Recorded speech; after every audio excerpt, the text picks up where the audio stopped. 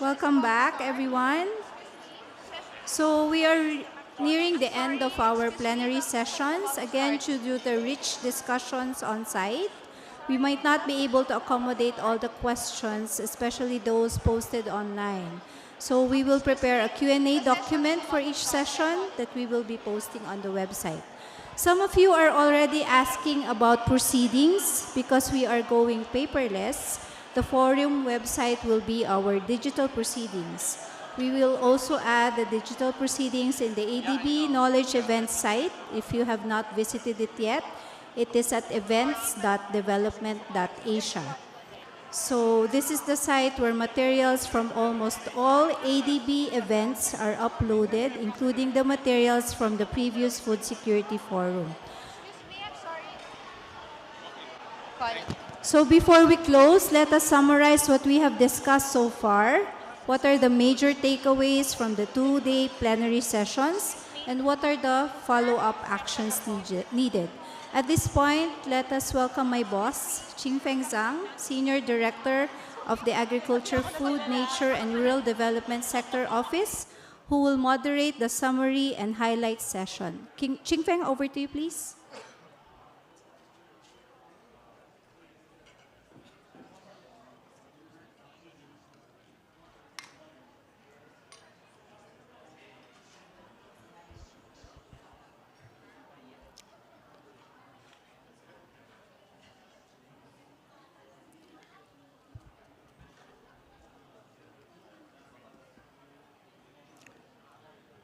Thank you so much.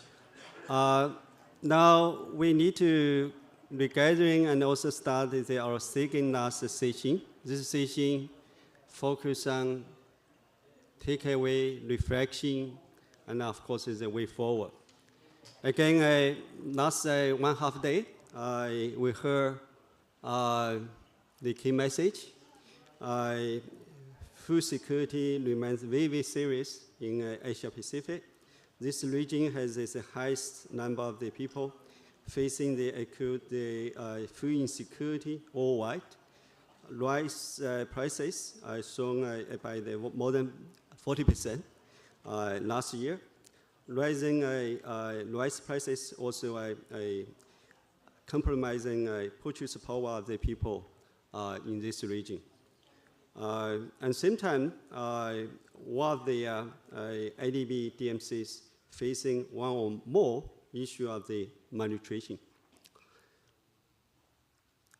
Impact of the climate change, floods, droughts, disease, and also one of the other climate impacts, right now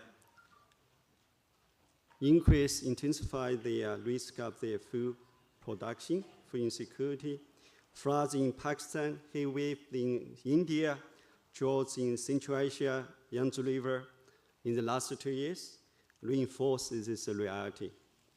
Disruptions to livelihoods exacerbate the food scarcity compounded by the climate-induced migration as well. In this region, ecosystem degradation also continue putting enormous pressure on the fragile food systems. Many of the ecosystems in the region, from the tropical forest to coral reef, have been degraded beyond their repair. Biodiversity loss undermines the ability of the ecosystem to adapt to the climate change, leading to the exacerbation in climate change and also the increase in the threats to food security.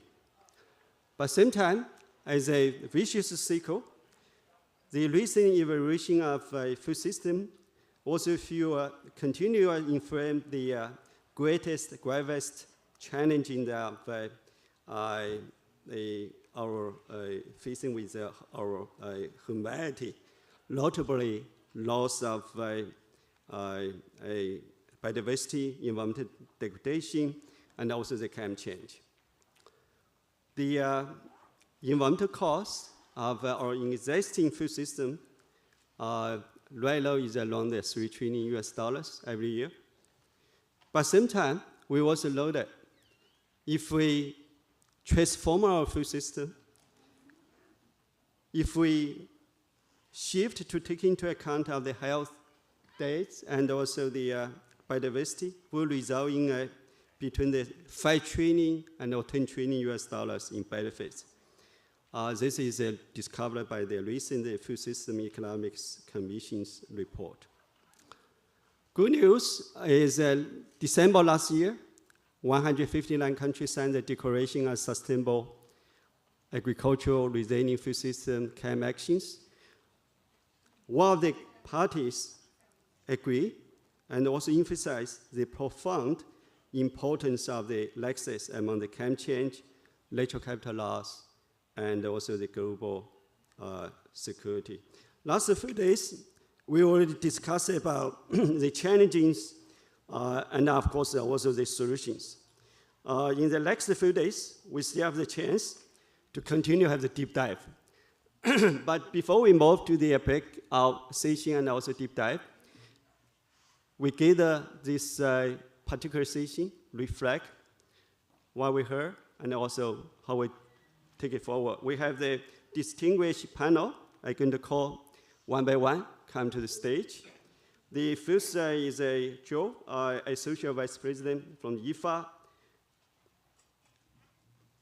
Let's welcome the Joe to come to the stage.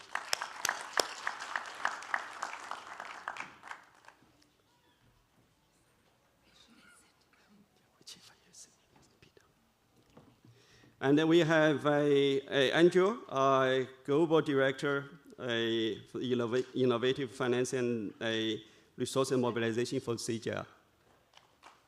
Welcome. And then we have Dr. Cheney, Senior Director, Transformation Strategy from IFPRI.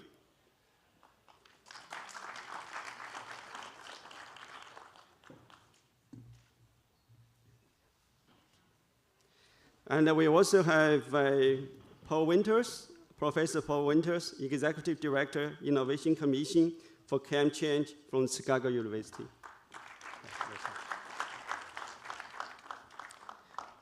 And then we have Professor Kijiro from the Kyoto University.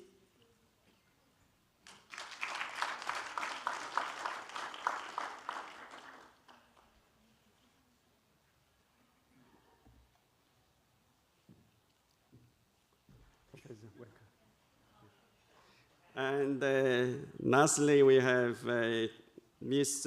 Estoria, Secretary General from the Asia Farmers Association for Sustainable Rural Development.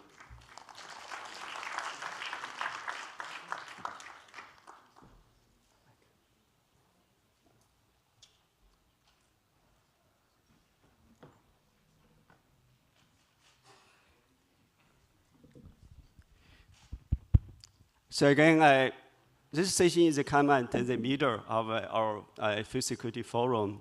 Again, this session we want to hear our panel's reflection, takeaway, guidance for the way forward.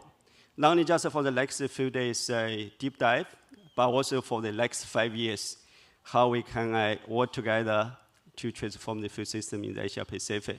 Each of our panelists have 5 minutes.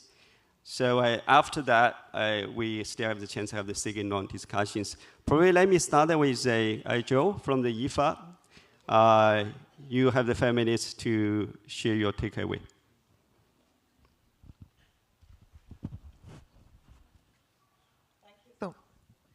Thank you so much. So yeah, first I do want to thank the organizers. It's been a fantastic day and a half, very rich discussions, and I don't think I'm going to be doing justice to all of it. But I'm going to try and see whether I can collapse at least my learning and my highlights into three things that I'm going to categorize under the 3 Bs. So the first B is building, the second B is blending, and the third one is benefits. So building, blending, and benefits. And the reason I'm doing that is because the richness of the discussion. So let's talk about building first. I think what came out quite strongly in a lot of the discussions is that we've got to build quite a few of the systems that we are encountering. So whether that's partnerships or morning discussion, whether that is measurement, whether that is building bankable projects, all of that is really thinking about, given the crisis, the conflicts that we are witnessing today, the world today is very different from the world that we've seen over the past 30 years, et cetera. And while with ODA, we are seeing, for example, in agriculture at least, or in food systems, ODA has gone up approximately 10% from 2018. What we are witnessing is that the structure of that ODA is still neglectful of nutrition. And so in building the systems, the partnerships, the engagements that we are doing today, we've got to start, and the bankable projects that we are doing today, or any of the initiatives that we are taking on today, while we are looking at agri-food systems, while we are looking at building partnerships, it's really important to keep the focus on where we want to get to, which is clearly nutrition and health. So even as we build those agri-food systems and look at agricultural development and value chains, we've got to look at nutrition and health. But we've got to also ensure that this is sustainable. So there is a long-term aspect to that. Within that, I'm going to slip in a very important focus that was also brought out by the keynote speaker, so Professor Gulati yesterday, which is the focus on smallholders. And I think that recognizing that smallholders are contributing to 1/3 of the overall food that we are eating, and knowing that smallholders are also far more likely to be incorporating biodiverse methods, agroecology, agroforestry, and are, of course, the most vulnerable, it's clear that we've got to build the systems for them. So that's my first B. The second is blending. So like I said yesterday as well, I think, and there was a very rich discussion on private sector in the afternoon yesterday. I think the key thing is recognizing that, yeah, we've got to blend the private and the public, and the ADB and IFAD are all public institutions. But one of the challenges that I think we've got to recognize is that while we keep saying that, yes, the private sector is stepping in or will step in, clearly the private sector hasn't stepped in the big paradigm shifting way that we would have expected it to over the past 30 years. So clearly something has to change. Something has to change so that we can help scale up the engagement with the private sector, so that commercial interests, so that the impact investors are not just niche players within the space that we are all looking at, where we are clearly looking at global goods. So how do you change those incentives? First, price better.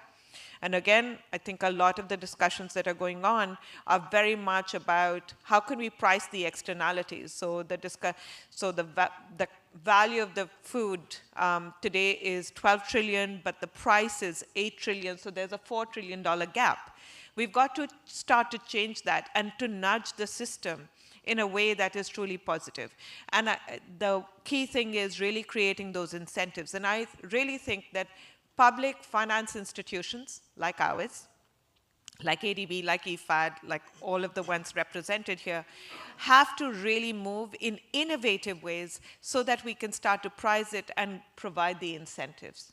So that's the blending, and I think we haven't done a good enough job till now because, and a key indicator for me is how long it takes for us to create blended platforms and to ensure that, yes, we are truly providing the de-risking services that we are talking about, the enabling environment, and really getting the private commercial players to come in a very big way.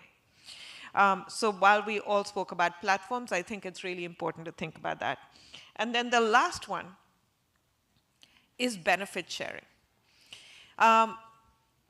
let's not forget that we are all working for the smallholder or the farmer on the ground or the human being on the ground that is suffering both from, huge greenhouse gas emissions, but also the fact that, our soils are getting depleted very quickly, and we are suffering from either undernourishment or malnourishment. So benefit sharing, given that, and especially for smallholder farmers, we know that they are the ones that are most likely to invest in systems and production patterns that are sustainable for the planet, ensuring that they also get the benefits from this investment is really key. And also ensuring that we are looking at agri-food systems not just as a challenge. Yes, it is the source of 1/3 of the overall emissions that we are seeing in the atmosphere. But the opportunity with agri-food systems is that if we were able to invest in plant proteins, in greater efficiency, in infrastructure development, in value chain development, reduce the amount of beef and increase the efficiency of dairy production as well as rice production, we could reduce the amount of emissions and actually make agri-food systems a net sink. The benefits of that need to be monetized, and we need to be able to provide that incentive to the overall enabling environment. And unless we are able to do that, we won't be doing the paradigm shift that this sector deserves. Thanks. Thank you so much, Joe.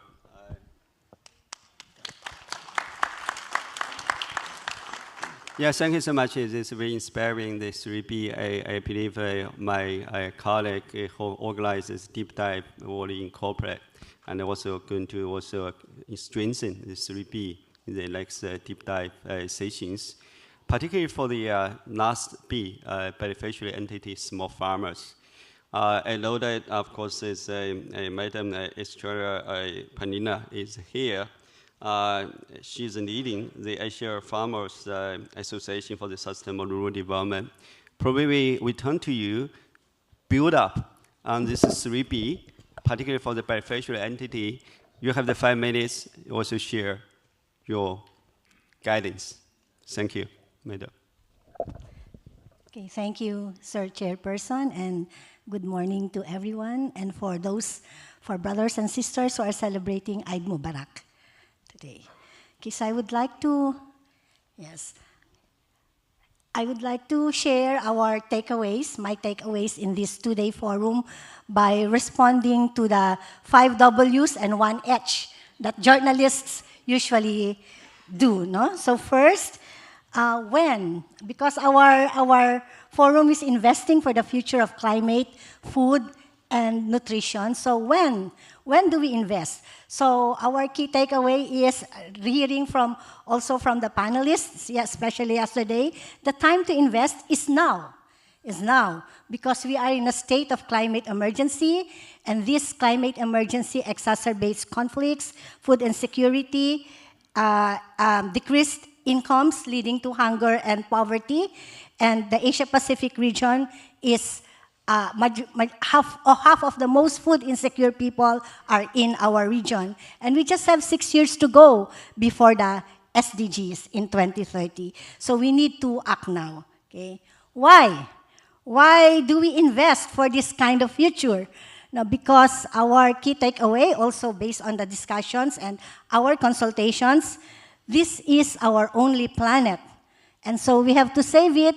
Before, we have to save it for our grandchildren, for our children, but now we also have to save it for ourselves because we are experiencing already the effects of climate change. Last night, I was watching the BBC, and the news was a region in Russia was experiencing flooding 9 meters up. And it was not because of what we know causes floods, the massive rains, but it was snow melting in the mountains. So that's really a very bad sign that we are in global warming. So, and the people are protesting because they said that their local government has not done enough to prepare them. Okay, so what and where? I think these are same questions. So where are the investments to be made? and what investment should be done. So Paul Winters yesterday said, many innovations are not really new. Okay? And for us, we think it's a bit right, because we remember in 2005, so that was more than 10 years ago, AFA, we are a regional farmers consultation, a regional farmers organization, and we had consultations in 2005, and we already said, we have to mainstream sustainable agriculture. Okay?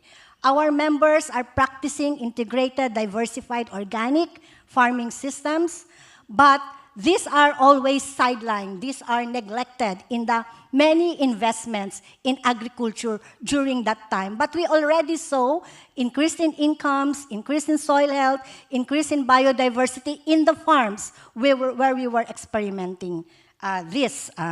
So in terms of what and where, I think we just need to scale up and scale out this kind of practices that are already there. No? Through various extension work, and then, but we know that there are some innovations that have to be done, like in digital agriculture, in climate tolerant crops. So we want to have co-innovation and co-creation, research and innovation. Now we go to the who. The who. So we have all these stakeholders, but every panelist, I think many of the panelists mentioned small-scale farmers, but we want to highlight the centrality of small-scale farmers, women, men, and young. So centrality because not only they are producers, but they are the biggest private sector. An IUCN report said that we, small-scale farmers, are the biggest private sector. We have increased income, we buy your TV, we buy your cell phone, we buy your equipments on our own. Okay, so we feel that we will need to, and then in the how will be, how if we are recognized, if we can be recognized as equal partners in the work for mainstreaming climate, food security, and nutrition. Can we be recognized as equal partners and giving us seats, for example, in the advisory and governance bodies of many international financing institutions? We are happy with IFAD, for example, that we, the farmers' organization, sit in the advisory committee of the ASAP Plus. No? And in GAFSP, we three regional farmers organizations sit in the steering committee. And these were very powerful because, for example, in GAFSP, we were able to make GAFSP invest in proposals that are where the people's organizations or the producers' organizations are the proponents of these proposals. And also, in terms of the how, maybe if we have lots of investments on this climate, food, nature nexus, but we want to see also direct and adequate financing to farmers' organizations. So mainly, for example, yesterday there were many statistics that say how much is accessed by small farmers, and all these statistics say that we receive very insignificant amount. And if we are to be considered as partners in the work for climate resiliency, we think we will need some amount so that we can build our capacities and exercise our role in terms of providing economic services to our members, and as well as in engaging our governments for policy advocacy work, so that the enabling policy environment that we need will be there. No, we will be the ones who could be at the front runner for this advocacy work that has to be done at the local, national level. So thank you very much. These are my key takeaways. Thanks so much. Again, I joined from the IFA talking about 3P, and then it's sure from our Asia Farmer Organization talking about 5W and plus 1H. I know probably we can turn to Paul. you and Michael Kramer talking about saving innovations. Of course, this is publicized in the COP28. Now, the term in the Asia-Pacific context, where you also translated to 5G, or is a sort of the new takeaway? 5 minutes. Thanks. Oh. I'm not as clever as my colleagues here to come up with letters. I have 3 points, but no letters to go with them. So the first point is, one takeaway is, the urgency of transforming systems and scaling up funding for those systems is clearly a big takeaway. And that might not seem like a big deal, but I was thinking back to when I was at IFAD in Joe's role right before COVID, so in 2019. And to have this kind of meeting just wouldn't have happened. And the narrative that you have here around food systems just wouldn't have happened. There have just been reports that have come out from the IPCC, the World Resources Institutes, FOLU, a series of reports on climate change in agriculture that basically saying climate change is a big source of greenhouse gas emissions, and it's going to be one of the most affected by climate change. So you had this big problems. But people weren't talking at this level. We were talking at building resilience of farmers for a long time, but we weren't talking at food system transformation. And the fact that since then, we've had the Food System Summit, a declaration at COP28, and now we have this meeting of the IFIs that occurred at Stanford. You have these different, I'm talking with the Inter-American Development Bank, the Asian Development Bank, others about food system transformation. I'm just very surprised that all this happened. So my one takeaway is we've actually made a lot of progress. I was at the governing council, the board of governors of the Inter-American Development Bank about a month ago, and they have 6 themes that they talk about. And one of them, which I was on the panel on, was on agriculture and climate change. They hadn't had a panel on agriculture in 15 years, and it's back on the agenda now. And we see here this big forum, Asian Development Bank. We saw earlier from Zhengfan all of the financing that's now going into it, and it's impressive. So takeaway number 1 is we're actually making some progress. Takeaway number 2 is we still have a lot to do. In terms of a lot to do, I really think, and Esther talked about this, and Ishmahani said this yesterday too, from the CJR, we do need to think differently, and we need to think of scaling. And agricultural research is critical, and we saw Mark's presentation yesterday about the foresight analysis and the importance of ag research, the returns of ag research. And we need all that, but we really need to make sure things go to scale. There's too many projects that reach 10,000, 20,000, 30,000 farmers and don't reach the 10 million, 20 million, 30 million farmers. And we really need to try to do that. Innovations are different now than they were in the past, so we can't just passively hope that things will be taken to scale. Sustainable agriculture, which, as Esther noted, a lot of farmers have done for a long time, won't automatically go to scale, and the benefits of managing farming in a way that helps the planet won't be done unless we change incentive, change his policy, repurpose subsidies, et cetera. So we need to do a lot of things differently and reach that. And as I said yesterday, there are innovations that exist. There's ideas out there, and we really need to figure out how to scale those up. I think part of that, and I'm hoping through these forums, is that the multilateral development banks do have to think differently how they do things. The standard model that we have, a place like IFAD, ADB, Inter-American Development Bank, is loans to governments. Those aren't always the most conducive way to take things to scale. You really have to consciously make an effort to do that, and we're hoping to work with Asian Development Bank to do that type of thing. But it is something that we have to think, and are there other funding mechanisms that can help scale? So the second point is we really need to think differently and to think about scale all the time. How are we going to get it? And some of these technologies, in Latin America, there's microbial fertilizers that are being used in Brazil that reduce the amount of fertilizer you need, so at the same time increasing yields. So they benefit the planet in that 40% less fertilizer means 40% less synthetic fertilizer, so you get less greenhouse gas emissions that way. They benefit the farmers, and I would guess in 20, 30 years they'll get to scale, but we don't have 20, 30 years to wait. And so part of it is the speed at which things happen and facilitating that. So the second is that. And the third thing, and I think this is part of Esther's point, is we do have to think carefully about how this is done. Both Esther and Joe have talked about, the importance of small-scale producers. Again, the microbial fertilizer example in Brazil, what we were told by an impact investor in Brazil is they're doing a great job of getting this to medium-scale farmers. That the medium-scale farmers already see the value and they're paying for it.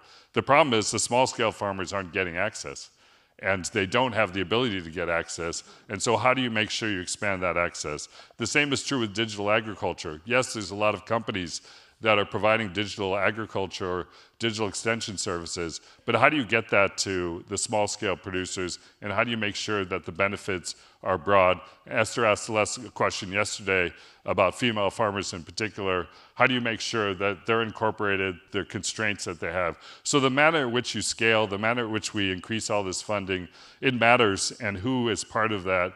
And I think we need to explore opportunities, not just working with governments, but working directly with farmers' cooperatives, farmers' organizations, and direct funding, because there's a study at EFAD that I think was 2 to 3% of all finance for climate finance actually gets to small-scale producers.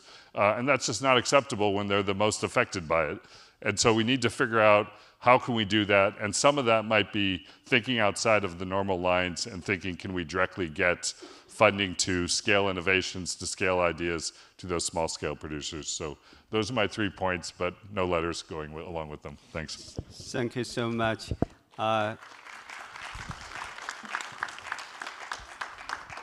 Yeah, again, particularly your last comment about the engage small farmers in different way and also scale up is so important. I know the professor Kijiro from the Kobe University, you have the very good insight, balance the smallholder farmers and also how to consolidate the farmers is quite inspiring. Probably you have the 5 minutes, Professor. Okay. All right. Thank you very much. I'm Kei Otsuka. So we started with the leader forum yesterday, and leaders identified very important issues very nicely, like malnutrition, poverty, sustainability, resilience, and so on. And that was followed by, so they said that they identified important issues, but they did not tell us how to solve those problems, how to approach to those issues. And then there were very rich discussions by Mark Rosegrant, Ashok Gulati, Michael Kremer, Yvonne Pinto. Also, I liked Bruce Tolentino's discussion. So my proposal is to move leader forum to the end of the conference, so that organizers summarize what have been discussed and ask them what they would like to do, responding to the proposals made by researchers, practitioners, and ADB staff, and so on. That's the first one. When we write a paper, when we write a report, when we write a book, we have a main title, right? Sometimes we have subtitle. We seldom have 2 subtitles, but this one has Asia and Pacific, food security, and the climate. So which one's the main title and which one's the subtitle? And at least there must be 2 subtitles. And we had a very rich discussion about food security. I'm very pleased to learn a lot of things from international organizations and so on. And climate issues, that's of course absolutely important issue. But oh, sorry, Schengen Fan, you are here. You're one of the leaders and staying. I'm sorry to miss you. But there's been almost no discussion about Asia. I've been working on Asian agriculture for the last 45 years. What is a major issue in Asian agriculture? That is small-scale farming. Farm size is too small. And then non-farm sector is developing. So wage rate has been rising, labor cost is rising, so total production cost rises, so that country either has to import or protect the import. In Japan, grain self-sufficiency ratio is, I think, less than 30%. South Korea, less than 30%. Philippines has been increasing import of rice. Indonesia has a problem of high production cost of rice. So they restrict import. That is going to continue unless we expand farm size, facilitate mechanization, and facilitate labor-saving technology. I think Erie should focus on these labor-saving issues as well. That is going to be a major issue in Asia. And another critical issue which was not discussed for the last 2 days is contract farming, agro-processing. The fresh product, high-value products cannot go directly to a supermarket in urban areas. They must be processed, including pack housing. Pack house plays very important role. It washes, it dries, it sanitizes, and sort out the good ones and bad ones, and then package it, and then sell to the urban market or European market or American market. So this agro-processing plays very important role for agri-food system transformation. At the same time, it is a main source of rural industrialization, which creates employment opportunities for the farmers. And Bruce Tolentino said it may be a good idea to provide credit to rice millers. That's fine. But similarly, for production of tomatoes, production of orange, it's a good idea to support agro-processors. And that has been missing. I hope we'll have some discussions about these missing key issues in coming 2 days. Thank you. Yeah, definitely small farmers. Yeah. Yeah, as my offline discussion with the professor next few days, deep dive small farmers, agribusiness, value chain approach going to be discussed. Of course, this is a action need to be taken. That's more important. Again, Paul just mentioned about cooperation between the FI and also the research. One of the key breakthroughs is this last 2 days. Yesterday was ADB and the CGII. We signed the MOU. Actually, in the past, we have a good cooperation with a number of the CGI centers already, IFPRI, EWE, and many others.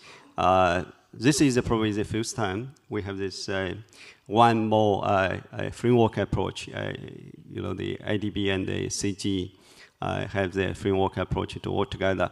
So again, Andrew, since you are work with the CG so long time, and probably you can quickly share with the audiences about the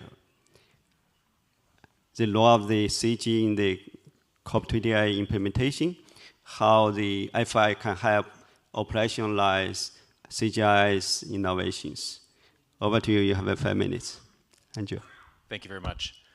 So first, I just want to start by acknowledging the leadership of the ADB to bring this group together. A really amazing 2 days, and also the energy, Champagne, that you've brought to this this session, and of course this convening. My reflections on the last 2 days are going to sort of be pulled from this room, but also pulled from a number of conversations that I've had outside during the lunches, during the breaks, during the dinner, karaoke, our signing of our agreement. So, I think what I'm trying to do is just sort of like bring together the richness of the discussion and distill it into a number of key points. I think the first part to focus on for me was just the framing of the leadership session.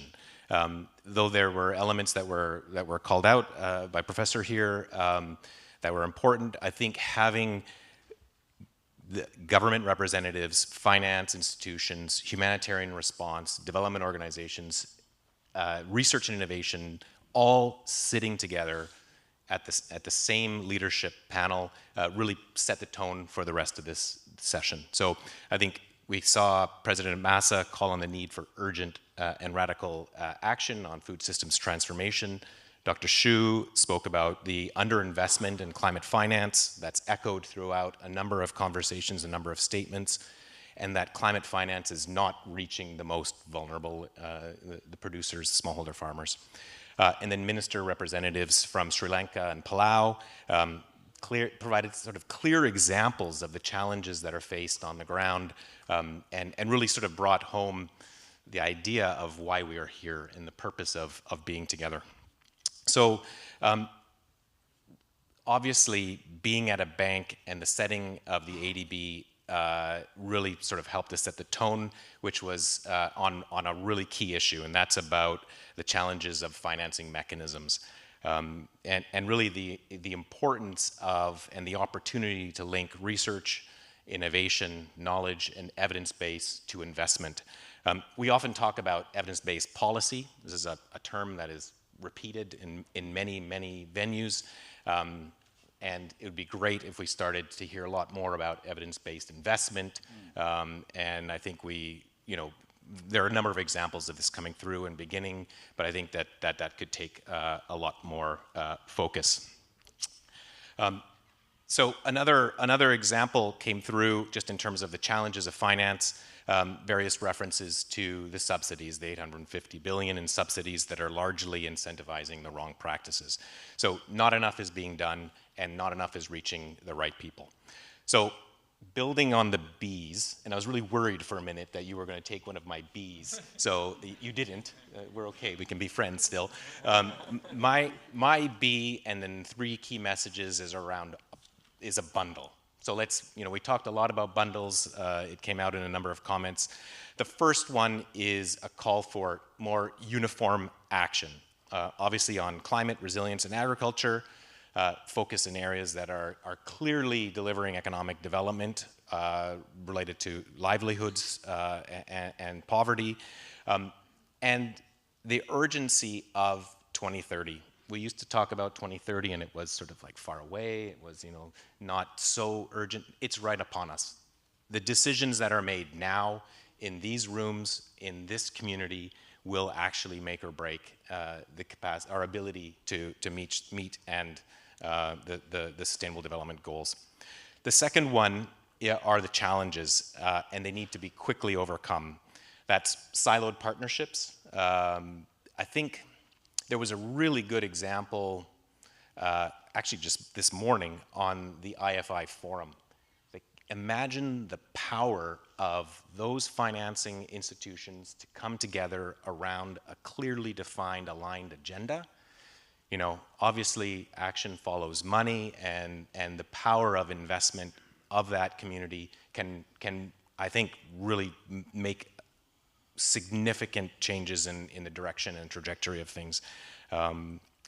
Fragmented programs and institutions, there is a proliferation of initiatives.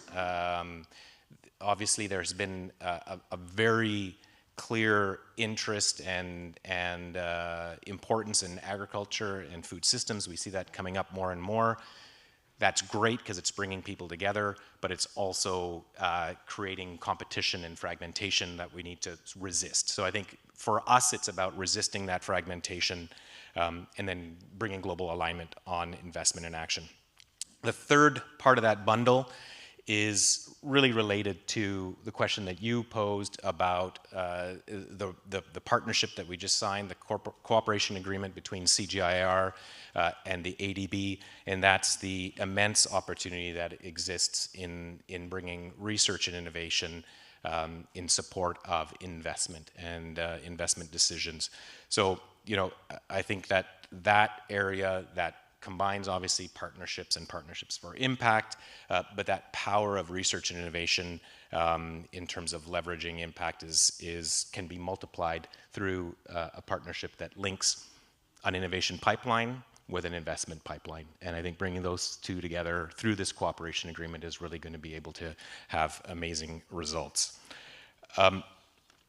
So one of the risks of this panel is that we get replaced by AI. We're a summary panel, right? I mean, we're a fleeting group of people. So in order to combat that, I thought I'd try to bring a human dimension to my summary, and I did a snap survey. Some of you were asked a question, give me one word. So this is to resist, you know, an inevitability of AI replacing us. But I wanted to share from this group some of the words that I heard when I asked, you know, what is your takeaway in one word? First of all, it was a real challenge. Finding one word to describe these last 2 days. People said phrases, and I was like, no, I don't take a phrase, I want a word. So we challenged the group. The first one was actually quite lovely. It was humility. And I think, you know, taking some time to really understand challenges and understand our role was humility. Obvious ones like collaboration, partnerships. This was a double-barreled word, so I allowed it. Strong coordination, connections. So I think human connections, resilience. Innovation and institutions.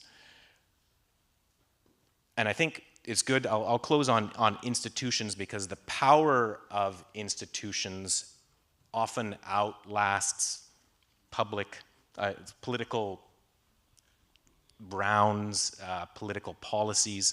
So I think the importance of institutions in our environment for a long purpose goal is critically important. And with that, I'll thank again the organizers. Back to you.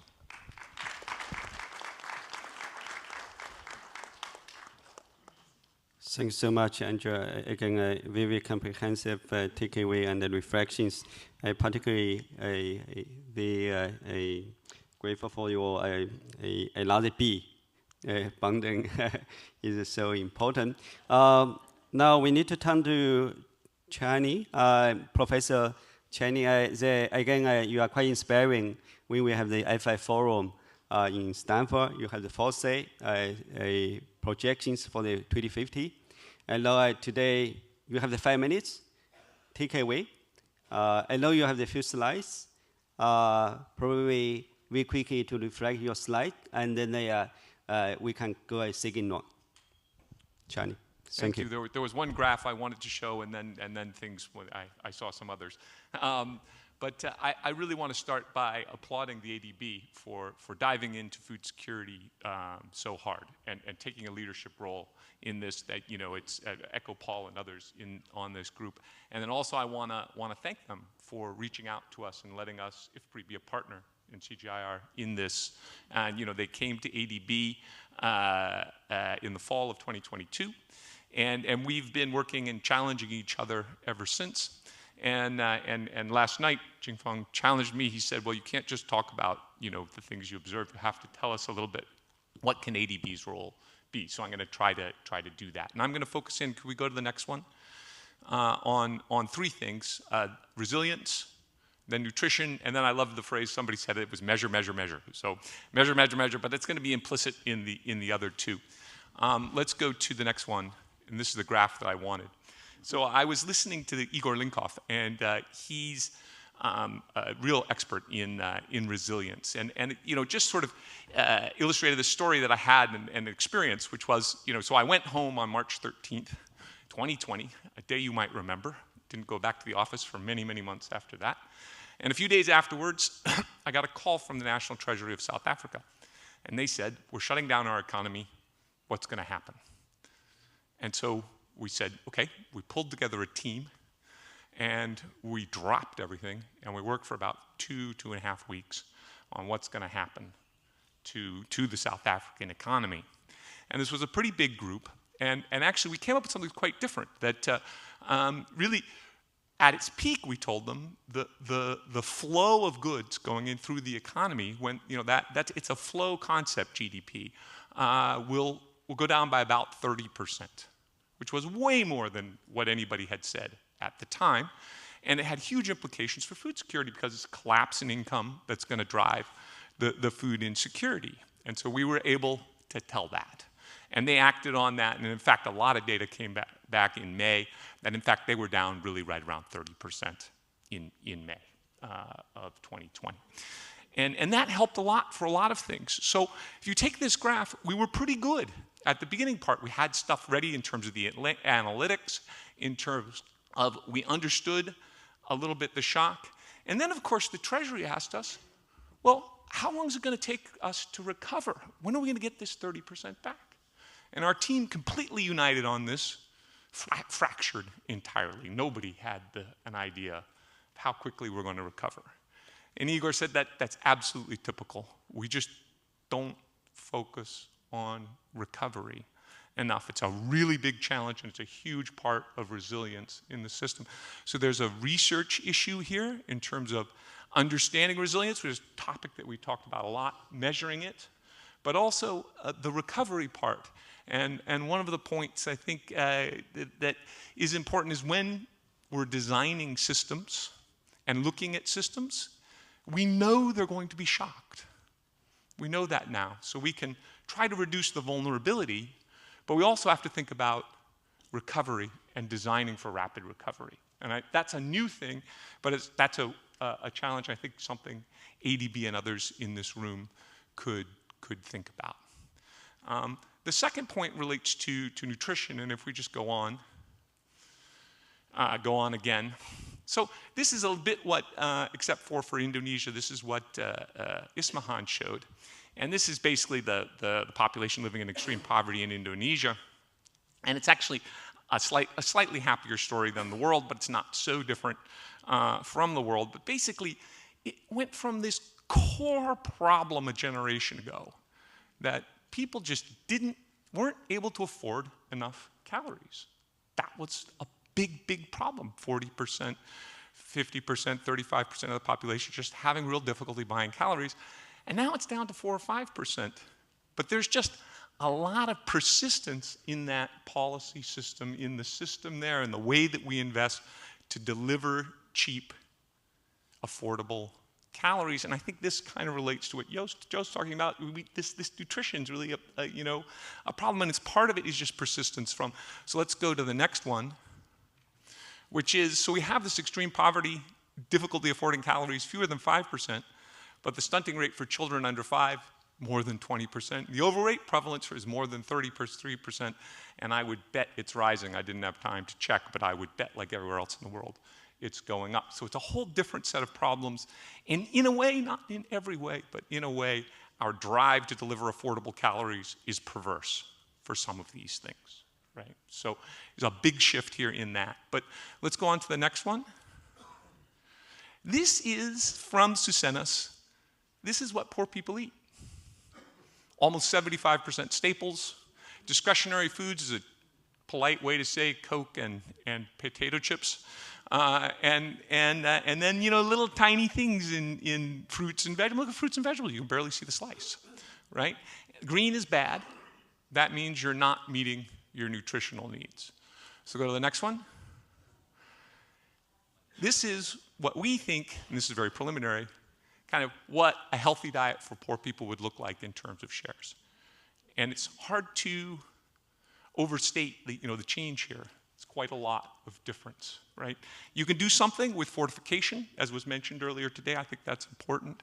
But there's a really big change.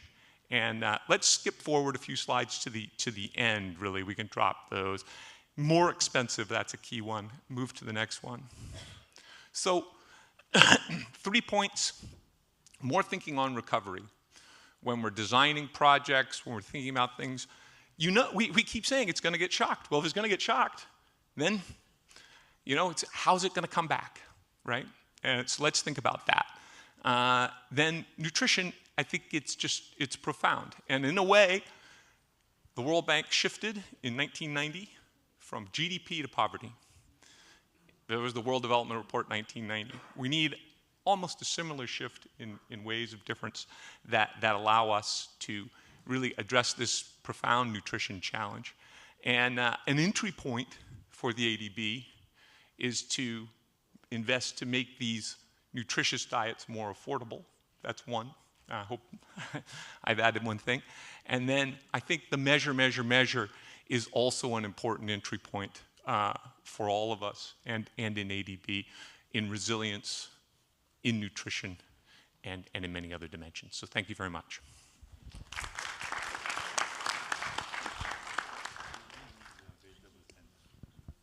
Thank you so much, Professor Cheney. again, it's very thoughtful, particularly for the resilience and also nutrition. So these are two areas we need to continue work on. Next few days with a number of the sessions focus on this. Again, we still have the 5 minutes before we move to the last session. In the audience, if you, okay, where you focus on letter recommendations, we have the 3B, 5W, and the 1H already. If you can help add another one, that would be great. Yes. Very brief, introduce yourself, and then we can take another question. I'm Margaret Chivatana from the Department of Agriculture, Thailand. And I like what Kaltiro, the professor, mentioned about what was not mentioned in the two panels. And I agree that agro-processing is not mentioned. But anyway, I believe that we are talking about the whole supply value chain. One point that is not mentioned and very important is we didn't talk much about nature. And the last speaker mentioned something about shocks. And so we didn't mention about preparedness. So how about food reserves during shocks, during disasters? In ASEAN, we have this ASEAN +3 emergency rice reserves. And so I think, it is, I think, a high time, as what mentioned by Esther, the urgency is that we also think about food reserves, food preparedness during disasters, and we know it is coming. Thank you very much. Thank you. We can take another two. Introduce yourself and briefly provide your comments. My name is Vincent Mendoza from Farm Vocacy, a tech startup founder. Yesterday, we were discussing about the discrepancy between the allocation of research and development budget from the public against the private sector. So my question is, when it comes to innovation, this also includes innovation in business model. How much percentage do international funding institutions allocate for research and development for innovative business models? Thank you. Thank you. One last. I think we can come to two, but quickly. I'm Kasuri Mukhopadhyay. I'm an independent consultant. A very resourceful discussion, as always. I want to highlight one thing which we are not talking about much, is that there is a limit to adaptation. So as we do adaptations, mitigation is also very, very important area we need to focus on. That's all. Thank you so much. You have the last one. Thank you. Alisher Shukurov, Deputy Minister of Agriculture from Uzbekistan. So we understood from yesterday and from today, the smallholders holders are least funded community now in the globally. And in Uzbekistan, last 5 years, we borrowed something around $3 billion from different IFIs to support the sector. I managed these resources, I assessed it, I saw the minimum amount we allocated for the farmers was the $100,000. Do you think that 100,000 is affordable by the smallholders?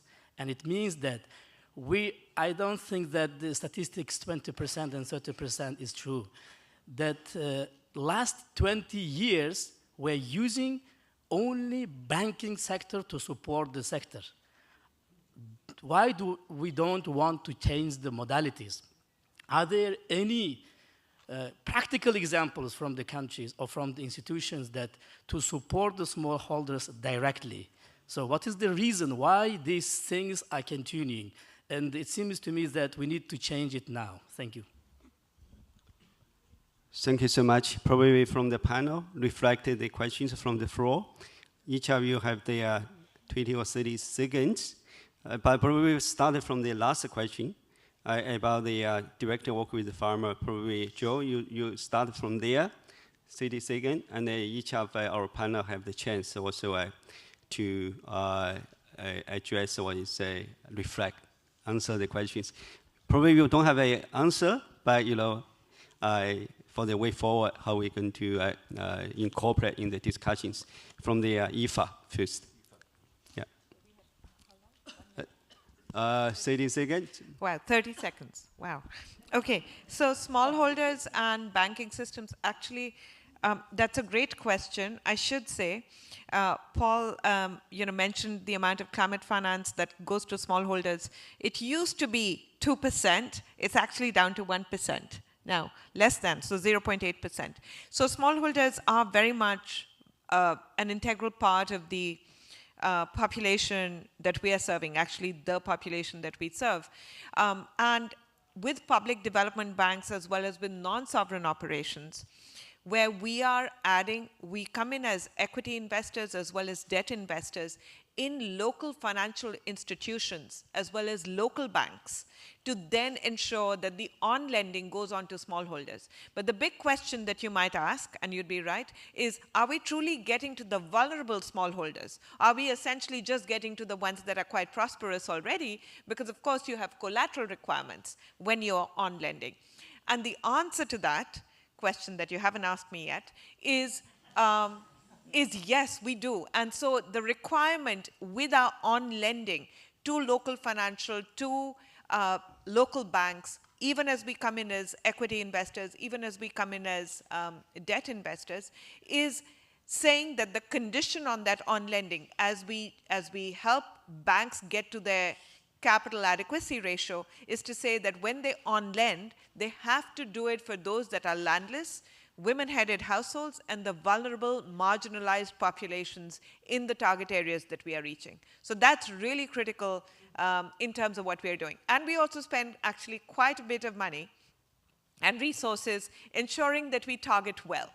Right? So we use GIS, we use proxy means tests, and we essentially ensure that the populations that we are reaching are actually living below the poverty line and or are at risk of falling below the poverty line. So I also led the new targeting policy for IFAD that just closed this year, and we made sure that that was part of our target group. Thanks. Thank you. Yeah, you use 1 minute. That is fine. Yeah, very sorry for. So anyway, we heard the comments, particularly for the research and the development, and also the comments from the online question also related to the research and development as well. So from this line, we have so many professors come, and also CG also part of the research. So 30 seconds, Professor. Farm size issue is a very complicated one. Small farms are efficient and viable when development stage is low. It is well known that in India, there was clear inverse relationship between farm size and productivity.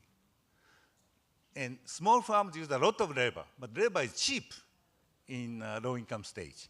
But as economy develops, the wage rate goes up and labor cost goes up, and then positive relationship emerges between small and large. So if economy is at a low income stage, it's a good idea to support small farms. But if economy has become middle income stage, then forget about the small ones. Thank you. The Thai question. So Erie spent a lot of money to develop varieties resistant to drought and flood in the 1980s, 1990s, first decade of this century. All failed. Okay. Wasted lots of money. But now Erie has been successful. Okay. And combining with the idea of Michael Kramer's accurate weather forecast and the new varieties, okay, I think we can overcome the impacts of climate to some extent. Yeah, I think Andrew can defend. You represent Erie. You are from the CG. Yeah, as a CGIR, I do want to pick up on just the farm advocacy question. I think that that question about the research, innovation, investment, whether it's private sector, public sector, like the CGIAR, I think it's more about that research and innovation ecosystem and less about dividing the pie, but more about how do we work together to grow the pie on investments, because we know there's such a strong evidence base on the power of research and innovation. So I think that's rather than seeing where we can adjust percentages, we should be growing the entirety of the pie. Thanks. Thank you so much. Chenny, your next one. There we go. So I'm just going to address quickly finance to smallholders. And Yo was saying this. The biggest flow is from consumers paying, and eventually it goes back to producers. That's where the big money is, and really making sure that that works for smallholders, and especially as we're transitioning to higher quality foods, better diets. There's a lot of opportunities there in the value chain. We just have to think about that huge source of finance and money that's moving to smallholders directly. Thanks. Paul? Yeah. The question on the focus on adaptation versus mitigation, one is I don't think we should expect smallholders to be mitigating, given the responsibility around the world of climate change goes to countries like mine from the United States. That being said, I do think there's a lot of innovations out there that have co-benefits, that you can reduce emissions while simultaneously improving the livelihoods of small-scale producers. And so we should be focusing on those. And that's what we're trying to do in the Innovation Commission, identify co-benefits and then promote those kinds, because then they address the issue that you're talking about. Thank you. Yeah, you represent small farmers now, so you have the concluding remarks. Yes, sorry to eat up some of your lunchtime, but basically thank you, Margaret, for telling about food reserves and community food reserves. That's very important, as well as community-based seed systems that women farmers are usually doing. For research, what we want are co-design, co-creation, co-innovation processes. Not about sharing the pie, but I'm understanding what each partner, especially farmers, organizations can bring and value that kind of role and contribution in the participatory action research. For adaptation, yes, to Paul, there are many adaptation practices and systems that also mitigate or help mitigate climate change. So that's why for many of us in the farmers groups, we really call for the investments in agroecology and regenerative agriculture. And lastly, just to have an example of what direct financing to farmers organizations can do. IFAD, during the COVID-19, gave us 1.8 million so that we could help in the resiliency of farmers. And this 1.8 million, just very small, we use it for 8 countries through what we call revolving fund. Revolving fund, give it to the needed farmers group, they will return the money that they were given so that the others can use it. And we are very happy to say that, how many? 20,264 beneficiaries were benefited, 50% women, and we had 100% repayment and utilization rate for farmers organization. So this kind of direct financing to farmers organizations, where we as farmers organizations can co-design, be prepared, be the proponent, of course with other development partners, so that it will be really relevant and appropriate to our needs and our realities. Thank you. Thank you so much. With this concluding remark, I want to invite one of the audiences, big thanks to one of the panelists here for the wonderful takeaway, reflections. Again, we still have the 40 sessions, deep dive sessions, next 2 days. So one of your comments going to be incorporated in the next two days sessions. With that, let's wrap up this session. I know you want to take a photo for the panelists, and then we move to the next one, right? Okay, we probably.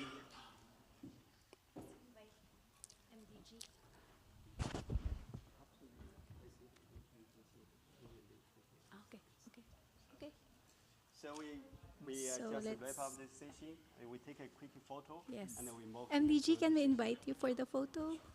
And then we can proceed. Thank you.